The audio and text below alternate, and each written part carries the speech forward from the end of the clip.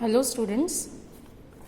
So today we are going to look at synthesis of benzimidazole from orthophenylene diamine, for which we need to take 2.7 grams of orthophenylene diamine in RBF and add around 1.75 gram, which corresponds to 16 ml of 90% formic acid. So that is taken in the RBF, and this mixture was heated on a water bath at 100 degrees centigrade for 2 hours. Okay, and after heating we need to cool the solution. So the heating is already being done, the refluxing, and now we are going to cool the reaction mixture and do the workup. So now I have cooled the reaction mixture. What I need to do is add 10% sodium hydroxide solution slowly and with constant rotation of the flask until the mixture is just alkaline to litmus. So I am just going to do this thing, add NaOH gradually and check the litmus in between.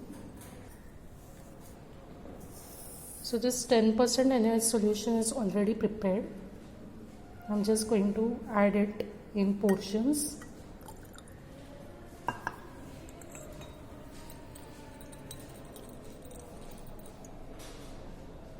Rotate the flask so that the contents get mixed properly.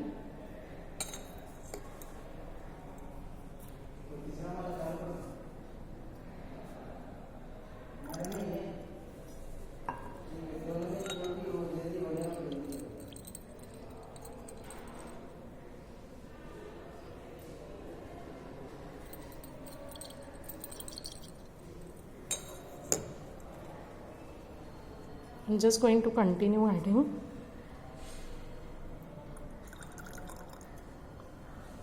And check the litmus paper.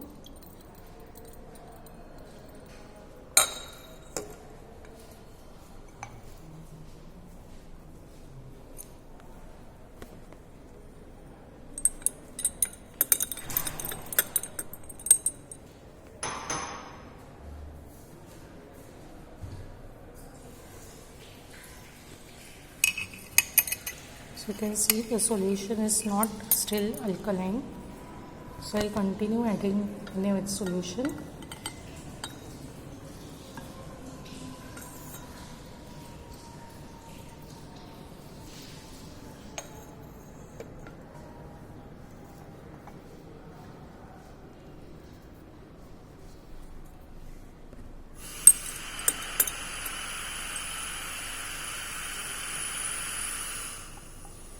Still the solution is not alkaline.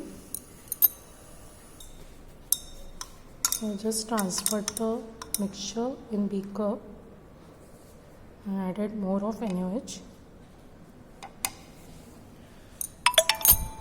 Still it is not alkaline. I am continuing the addition because still now not got alkaline solution.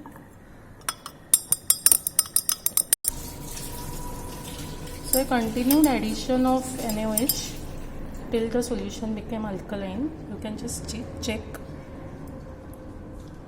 So the red litmus is turning blue. So this indicates the alkalinity. But the only thing what happened is because of the sodium hydroxide solution addition, the reaction between these two, that is NaOH and the product mixture, the solution became quite hot. It was quite exothermic reaction. So then I kept the beaker in ice bath, and you can see the product is separating in the crystalline form. So this is basically your crude product. Crude in the sense, although you are getting flaky crystals, but it is having certain color. So we need to digest it with charcoal to remove the color entirely. So this is your crude product. Now we will filter this crude product. So here you can see the filtration assembly is ready. I am just going to put on the vacuum. Make sure you pour some amount of solvent so that there is a seal between tight seal between the filter paper and funnel, Buchner funnel.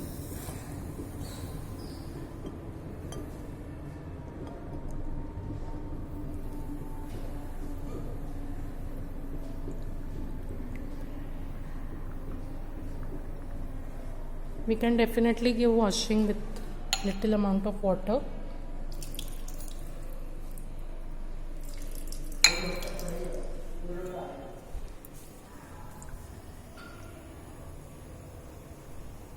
In this compound, crude compound, we are just going to take it and treat it with decolorizing carbon so that we get no color for the crystals. We get pure crystals, or at least the color would be lighter than what we have got now.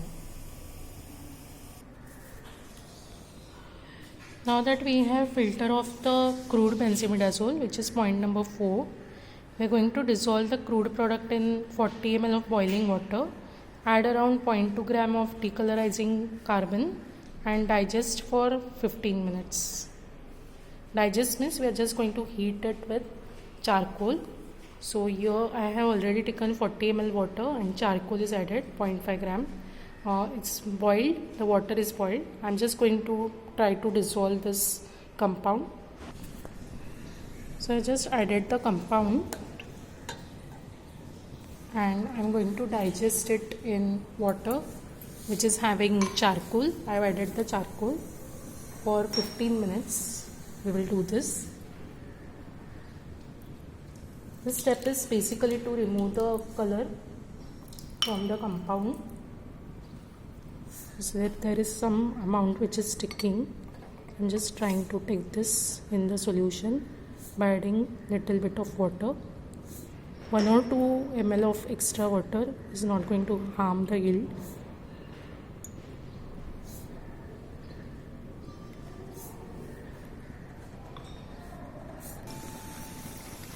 So now it's almost 15 minutes and we have digested the compound dissolved in water in presence of charcoal. I'm just going to do hot filtration just as we do in case of recrystallization.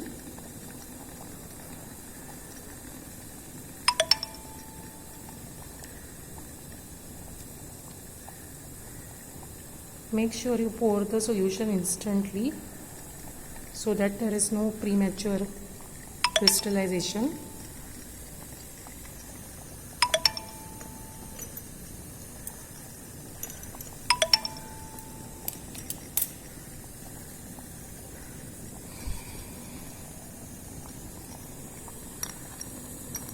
After this filtration, I'm just going to off the burner and keep the solution for cooling so that the crystals of benzimidazole will crystallize out.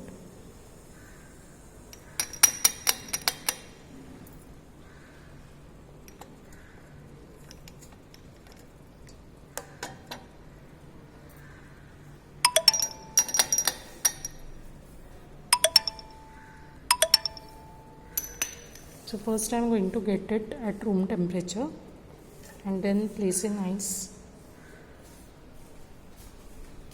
The ice bath is ready. Even if you look at the filtrate, you will realize that the solution is having very pale yellow color. So definitely we can expect colorless to pale colored crystals. You can just see the crystallization process has started.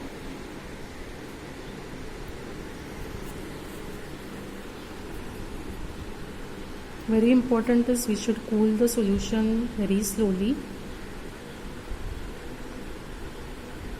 You should have that patience. And look at the color of the crystals. They seem to be pure white. Beautiful crystals we are getting.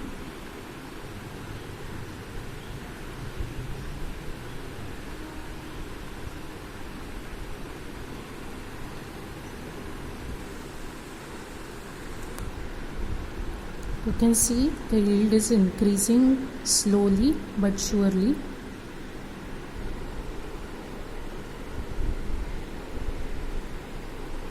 Now in some time we will place it in ice bath for the maximum yield. The solution has come to room temperature.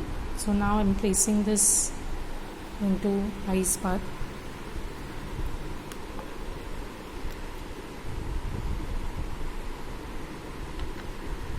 To maximize the yield.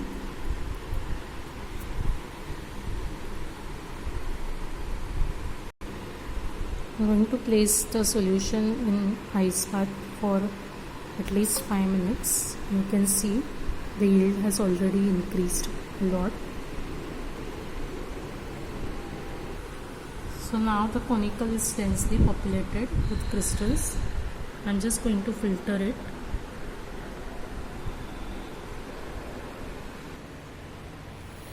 Again, as usual, I've started the vacuum.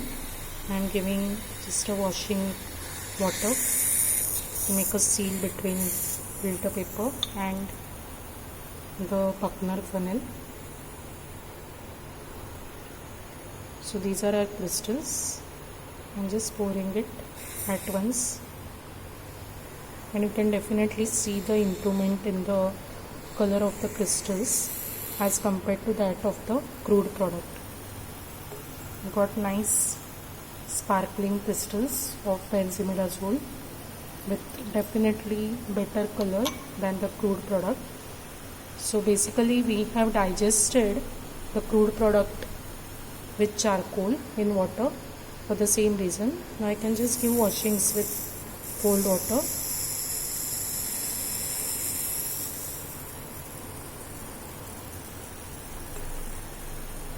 And I'll try to dry the product as far as possible on Buckner.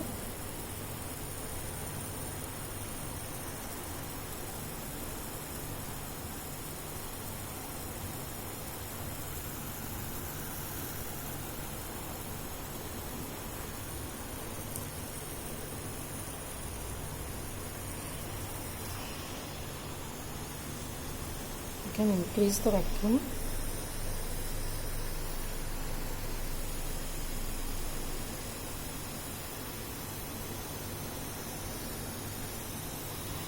Once the compound is dried, we can just record the weight, and then after calculation of theoretical yield, we'll be in the position to calculate the % practical yield. And also we can determine the physical constant, that is melting point, for identification and confirmation of the product. You can just look at the product appearance. Basically these are needle shaped crystals if you watch closely. And with this we have completed the synthesis as well as recrystallization of benzimidazole from orthophenylene diamine. Starting material was orthophenylene diamine and formic acid. If we use acetic acid instead of formic acid, we will get the substituted benzimidazole, corresponding substituted benzimidazole. And use of benzimidazole, basically it's a scaffold which is present in many classes of drugs but very important in anthelmintic drugs like mebendazole and albendazole. Thank you everyone.